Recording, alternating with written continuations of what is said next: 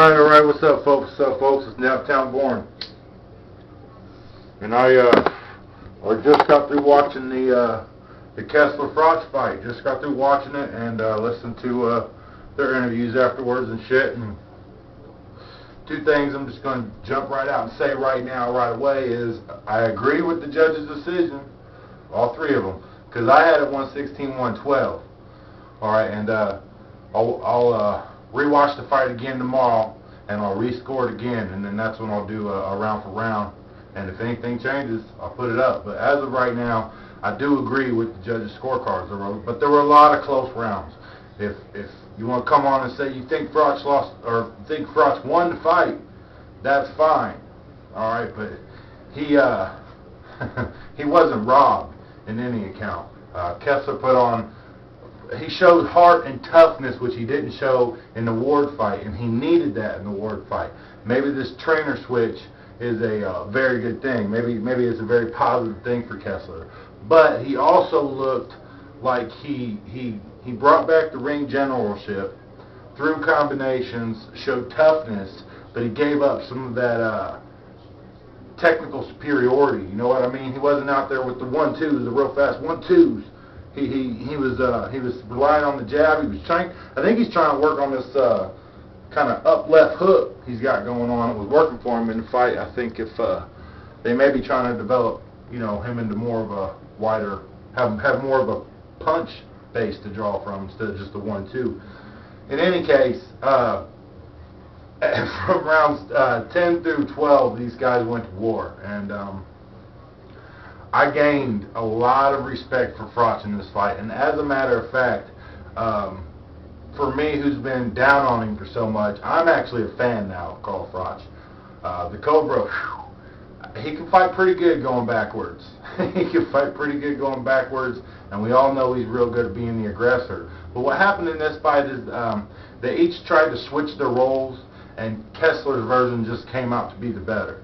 Kessler wasn't sitting back moving around a whole lot like I expected him to. He did show some movement, but not nearly enough. But, I mean,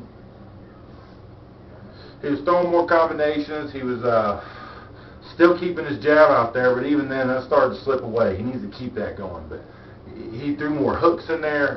He wasn't so scared when they got on the inside. Yeah, they wrapped each other up. Kessler held, but he also held and turned a couple times and pushed off of him. He was pushing off of Froch a lot, too. Froch a lot.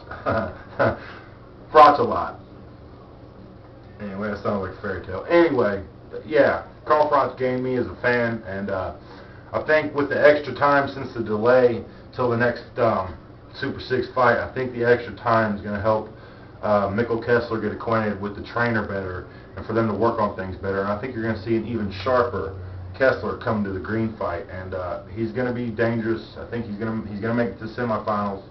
And he's going to be dangerous. But Carl Froch, for a guy who I thought, in all honesty, I thought he was a big, slow idiot as far as boxing IQ. I really didn't think he was that smart in the ring, and, that was my bad on that part. But I wish I'd have been right about the KO for Kessler, but right when I was saying you can't knock Kessler out, you're not going to knock him out. You're just not going to knock him out no matter how hard you try. You think you got him wobbled, you think you got him weak, he finds his fucking legs and he stays there. You cannot put this dude away, but then on the same token, I don't think you can put Froch away, man. You may be able to knock him down, you may be able to hurt him, which Kessler did too. We're looking at this fight like Froch hurt Kessler a lot. I don't think so. I think he did hurt him, but I think Kessler hurt him back, and they were both bloody at the end of it. This was a great fucking fight. If not for anything, this was a wonderful fucking fight. These two guys went the fuck at it, man. There wasn't a whole lot of holding on the inside. There wasn't a whole lot of dirty shit. It was just two guys boxing the shit out of each other, man. They whooped each other's ass, pretty much. I mean, but like I said, they tried to reverse the roles. I think if Froch would have came forward a little bit more and pressed the fight, I think Kessler would have been in trouble. But at the same time, I think in Kessler's next fight, with him working on these things, it's like he's got to start all over again. Doesn't it seem like that?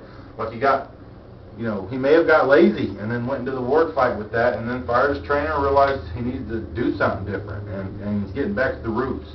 But he needs to sharpen that up. I think it's all going to come together. we got an exciting tournament now. It's anybody's ball game except for Alan Green's, I think. I just think he's got a rough time of it coming up in these next 2 fights, and I don't think he's going to hang with the big boys. And it's going to be a matter of who wins. Who wins between Carl Froch and Arthur Abraham, and who wins between Andre Ward and Andre Darrell. Well, that will determine who's going to go on to the semifinals. Anyway, folks, man, like I said, I'll do my round for round tomorrow, but I had it 116 to 112. I can see 117 to 111. I can see 115 to 113. I really didn't, I didn't personally see Froch winning the fight. I thought he won, 4 rounds, but every other round he made it close. It made it real close. Like there were some rounds where, for the first minute and a half, Kessler's doing all the work. He's landing his jabs. Froch isn't really doing much. And then, the last minute and a half, Froch just pot shot and even counter him and getting getting his shots off too. But at the same time, Kessler's still working. I think in those rounds, it's his that ring generalship, that aggressiveness, and the fact that he threw a little bit more maybe. And I think Kessler landed more. So. Much respect to Froch, though, and all the Froch fans who were trying to tell me how slick and how great of a boxer he was, and I just couldn't see it. My eyes are open now, man. That dude is bad, and he's very dangerous. He's going to be very dangerous to anybody. He's going to be dangerous for Kessler again in a rematch. He'll be dangerous for Darrell again. He'll be dangerous for Andre Ward again. He's going to be dangerous for Abraham. I really think so. I really don't think Abraham's going to beat him, but I'll save that for later. I'll save that for when the next round starts. But I'm going to go watch the Chris Arreola and Tomas Adamek and see Angulo beat that Julio guy up. It's NaptownBorn. Deuces.